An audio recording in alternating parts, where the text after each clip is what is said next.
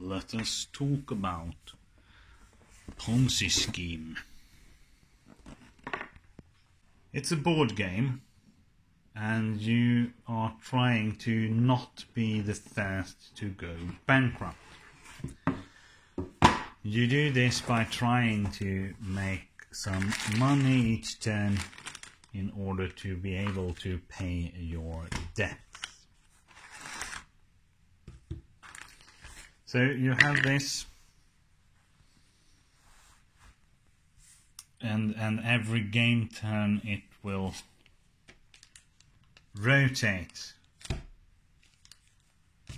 one step, and when the red arrow hits a card, you will have to pay your debt. And you get your income by choosing every turn a certain card. So for example, let's say that there are these 3 cards that you can choose from. You can usually choose from several cards, but let's say that these are the cards. So with this card you would get $46. With this one you'd get 76, and with this 28.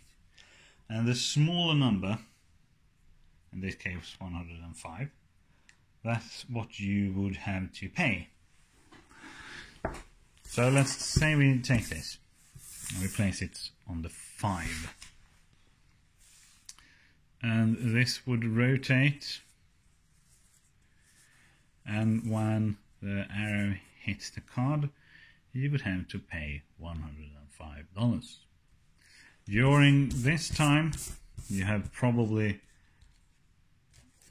gotten other cards, rotating and placing them out, and rotating and placing them out. Oh, this isn't good. Now you have to pay $233. It's probably okay.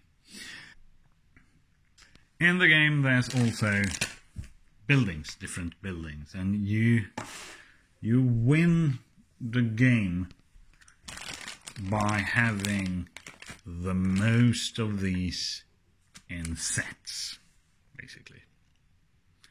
So when it's your turn, you first choose a card, you take the money, and then you will make a proposal to another player. So you will take the wallet, you will put some money in it, and you will point to one of their buildings and you will say, I want to buy that from you. And they will take the wallet and open it and say yes or no. They will agree to sell it for the amount you have given them, or they will say no, and they will give you back the wallet, and they will also give you the same amount of money that you offered. So if you offered $10, they will add $10 to the wallet and give it back to you, so it will contain $20 when you get it, so you make $10 in profit.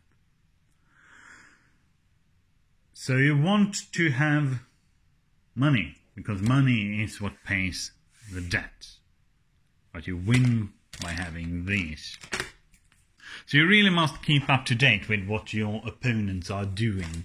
If it looks like someone is going to crash, then it's the time to try to have as many of these as possible.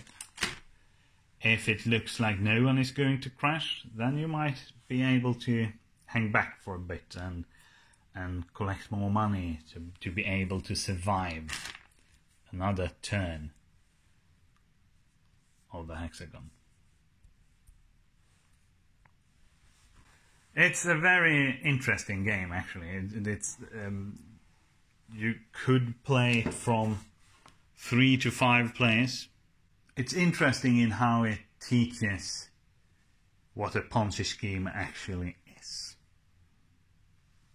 It's also interesting to how differently people will approach it. Some people will definitely take the chances. They will try and buy these extras, because if you buy this, then there's 1 victory point in the end, but you're out 30, and this one for 56 you get 2 victory points, which is quite a lot. You shouldn't wrinkle your nose against 2 victory points in this game. For 96 you get 4. But on the other hand, if you're buying victory points with your money, you're not saving money for when it might look like it. And you are going to pay a lot of money at the same time.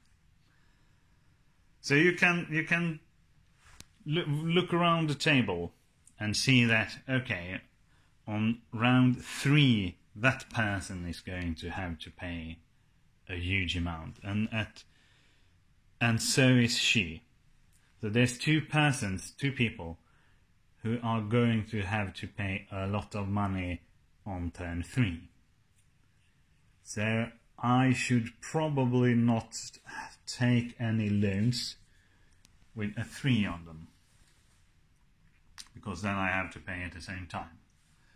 Instead, I will form my strategies around the fact that there are 2 people who is going to pay a lot of money at round 3, and I will offer them money for their